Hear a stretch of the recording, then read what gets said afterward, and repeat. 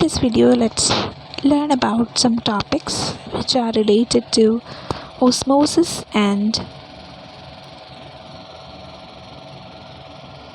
diffusion, such as Fick's laws and diffusion coefficient, Gibbs-Stone and equilibrium, application of diffusion process in biology, hemolysis, osmosis, osmotic concentration, osmotic pressure and osmotic gradient, along with Van Hoff's laws, and electrolytic and ionic balance in biological fluid. We will be learning about all these topics and just having a basic understanding about these rare topics. So diffusion and osmosis are two important processes that occur in living organisms and play a critical role in various physiological processes. The laws of diffusion and the diffusion coefficient help us understand the mechanics of this process. Diffusion is the process of the net movement of molecules from the region of high concentration to the region of low concentration. This movement occurs due to the random motion of molecules, and it continues until the concentration of the molecule is uniform throughout the system. Osmosis, on the other hand, is the movement of water molecules across a semi-permeable membrane from a region of lower solute concentration to a region of higher solute concentration. Fick's laws describe the rate and direction of diffusion of molecules. There are two laws of diffusion that are commonly used to describe this process. Fick's first law. This law states that the rate of diffusion is directly proportional to the concentration gradient of the molecule.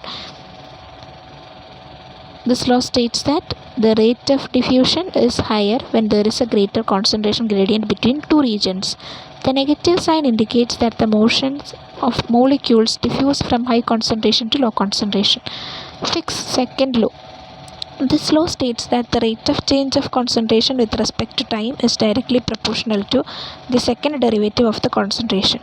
This law suggests that the rate of change of concentration with respect to time is directly proportional to the diffusion coefficient and the second derivative of the concentration. The diffusion coefficient, represented by the symbol D, is a measure of the rate at which molecules diffuse in a medium. It is dependent on various factors such as the size of the molecule, the temperature of the medium, and the viscosity of the medium. In summary, diffusion and osmosis are important processes that occur in living organisms. Fick's laws and the diffusion coefficient help us understand the mechanisms of this process, which are critical for various physiological functions. Next, Gibbs-Stone and equilibrium in detail and applications and its importance. Gibbs-Stone equilibrium, also known as dominance effect, is a phenomenon that occurs when two solutions are separated by a semi-permeable membrane that allows the passage of some ions but not others. In this equilibrium, there is a difference in the concentration of ions on either side of the membrane, and this difference creates a net electric charge across the membrane. The Gibbs-Stone equilibrium can be explained by the distribution of charged ions across the membrane. When a charged ion such as a protein or a salt is introduced into a solution, it will attract ions of the opposite charge, creating a diffuse layer of counter ions around it. This layer of counter ions creates an electric potential difference across the membrane, which restricts the movement of charged ions across the membrane. One of the most important applications of the Gibbs-Stone equilibrium is in the transport of ions and molecules across cell membranes. In living cells, there are many types of ion channels and pumps that transport ions and molecules across the cell membrane. The Gibbs-Stone equilibrium plays a critical role in the regulation of these channels and pumps, as it helps to maintain the electrochemical gradient that is required for their proper function. Another important application of the Gibbs-Stone equilibrium is in the transport of oxygen and carbon dioxide in the blood. Hemoglobin, a protein in red blood cells, binds to oxygen and carbon dioxide and transports them across the cell membrane. The Gibbs-Stone equilibrium plays a critical role in the transport of these gases, as it helps to maintain the electrochemical gradient that is required for their proper binding and release. The Gibbs-Stone equilibrium is also important in the field of biochemistry and biophysics, as it helps to explain the behavior of charged molecules in solution. The equilibrium is used to describe the distribution of charged molecules in different phases, such as the distribution of ions between the cytosol and extracellular fluid. In summary, the Gibbs-Stone equilibrium is an important phenomenon that occurs when two solutions are separated by a semi-permeable membrane. The equilibrium is critical for transport of ions and molecules across cell membrane, the transport of oxygen and carbon dioxide in the blood, and the behavior of charged molecules in solutions. Understanding the Gibbsonian equilibrium is important for understanding the functioning of living cells and for the development of new therapies and treatments in the field of biochemistry and biophysics. Now, application of diffusion process in biology, hemolysis, procedure, application and importance. The process of diffusion plays an important role in biological systems, and one example of its application is in the hemolysis procedure. Hemolysis is a process of rupturing red blood cells, and it is used in various biological and clinical applications, including the measurement of hemoglobin concentration and the study of cell membrane properties. In the hemolysis procedure, red blood cells are subjected to a hypotonic solution. Red blood cells are subjected to a hypotonic solution, which causes them to swell and eventually burst. This occurs due to the movement of water molecules across the cell membrane from the hypotonic solution into the red blood cells, causing the cells to swell and ultimately rupture. This process is facilitated by the process of diffusion, as water molecules move from a region of high concentration or the hypotonic solution to a region of low concentration inside the red blood cells.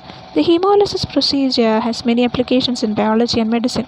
One of the primary uses it is in the measurement of hemoglobin concentration in blood samples.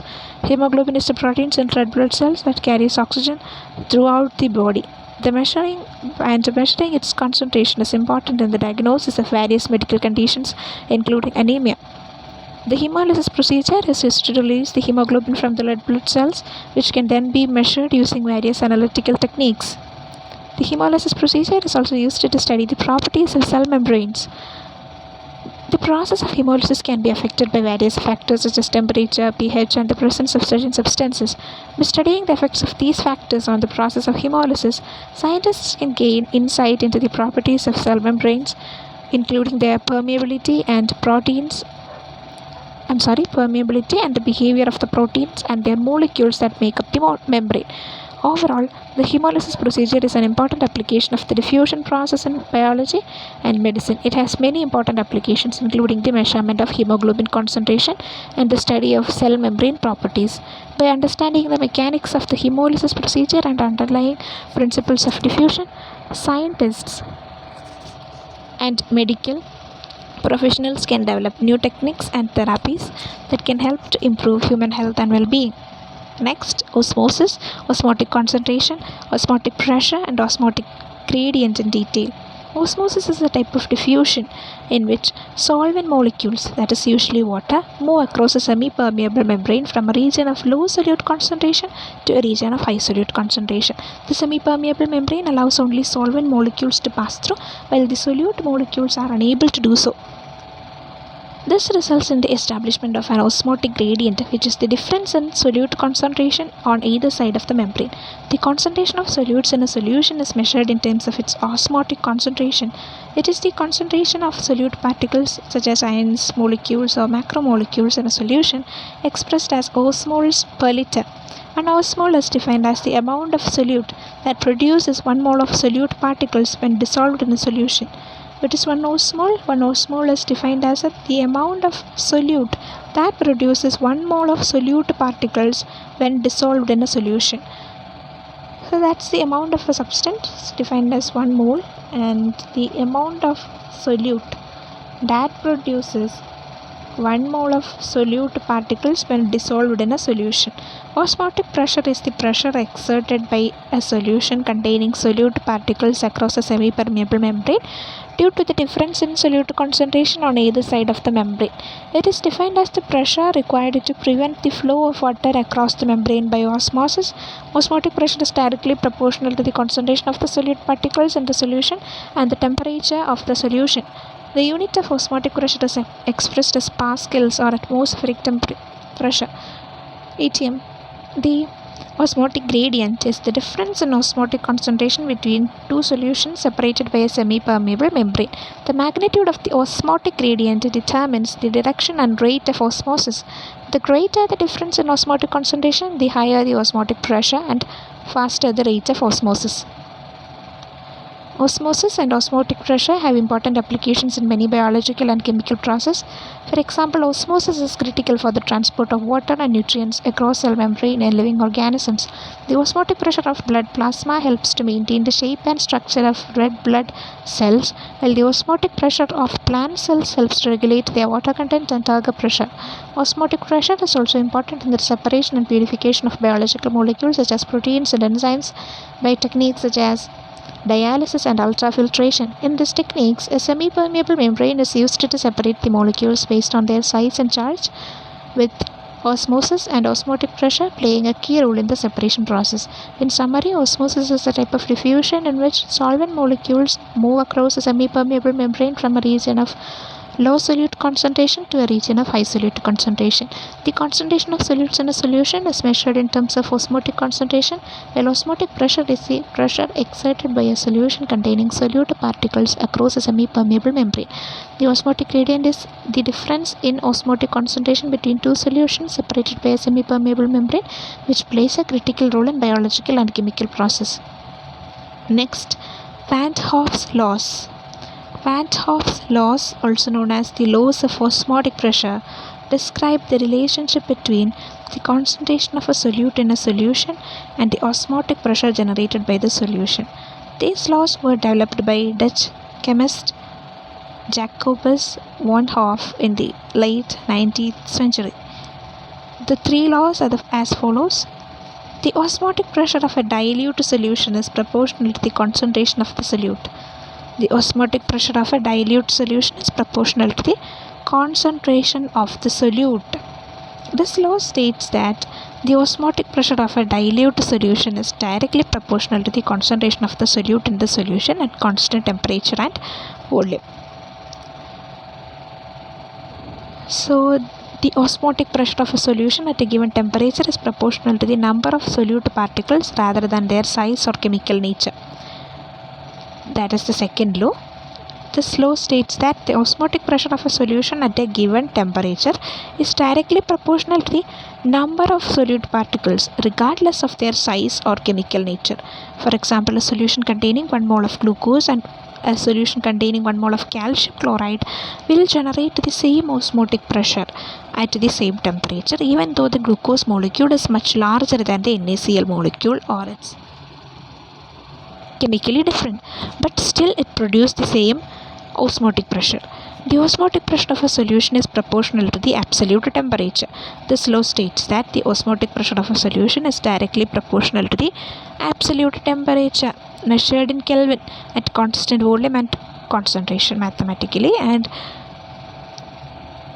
that's it. Van 't Hoff's laws have important applications in many fields including chemistry, biology and engineering. For example, they are used to calculate the molecular weight of a solute, because we know that in dilute solutions the osmotic pressure is directly proportional to the concentration of solute. That was the first law. The second law was that the osmotic pressure is directly proportional to the number of solute particles, not depend on the charge, not depend on the chemical identity, not depend on the size of the particle. It just depends on the number of solute particles. And the third law states that absolute temperature is very important, and absolute temperature is directly proportional to the osmotic pressure. And Van 't Hoff's laws have important applications in many fields including chemistry, biology and engineering. For example, they are used to calculate the molecular weight of a solute, to study the transport of nutrients and waste products across cell membrane, and to design and optimize processes such as reverse osmosis and dialysis. Electrolytic and ionic balance in biological fluid. Electrolytic and ionic balance is crucial for the proper functioning of biological fluids in organisms. Electrolytes are ions that are electrically charged, and they are essential for various physiological processes such as nerve conduction, muscle contraction and fluid balance. Ionic balance refers to the proper balance of positive and negative ions in biological fluids such as blood, urine and extracellular and intracellular fluids. The concentration of electrolytes in biological fluids is tightly regulated by various mechanisms to maintain the ionic balance. The main electrolytes in biological fluids include sodium, potassium, calcium, magnesium chloride, bicarbonate, and phosphate. In biological fluids, electrolytes are distributed differently based on their charge and size. For example, potassium ions are mainly found inside cells, whereas sodium ions are mainly found outside cells. Calcium cells are found in both extracellular and intracellular fluids. The magnesium ions are mainly found inside cells. So, potassium and magnesium are seen inside of the cells, but sodium is seen outside. Calcium is seen both inside and outside. The balance of electrolytes in biological fluids is maintained through various mechanisms such as ion pumps, ion channels, and carrier proteins. Ion pumps are membrane proteins that use ATP to move ions against their concentration gradient. Ion channels are membrane proteins. The balance of electrolytes in biological fluids is maintained through various mechanisms such as ion pumps, ion channels, and carrier proteins. Ion pumps are membrane proteins that use ATP to move across their concentration gradient. Ion channels are membrane proteins that allow the passive movement of ion down their concentration gradient. Carrier proteins bind ions and transport them across the membrane. Changes in electrolyte balance can lead to various disorders such as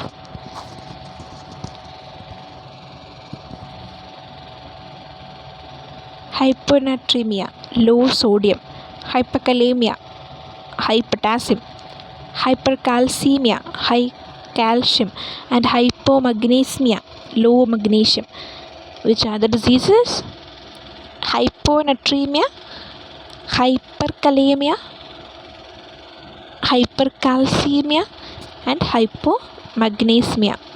These disorders can affect various physiological processes such as muscle function, nerve conduction, and nerve function, along with heart function. In summary, the proper balance of electrolytes in biological fluids is essential for the proper functioning of organisms. The concentration of electrolytes is tightly regulated through various mechanisms such as ion pumps, ion channels, and carrier proteins. Any imbalance in electrolytes can lead to various disorders and affect the physiological process of organisms. Therefore, it is essential to maintain proper electrolytic and ionic balance in biological fluids for optimal health.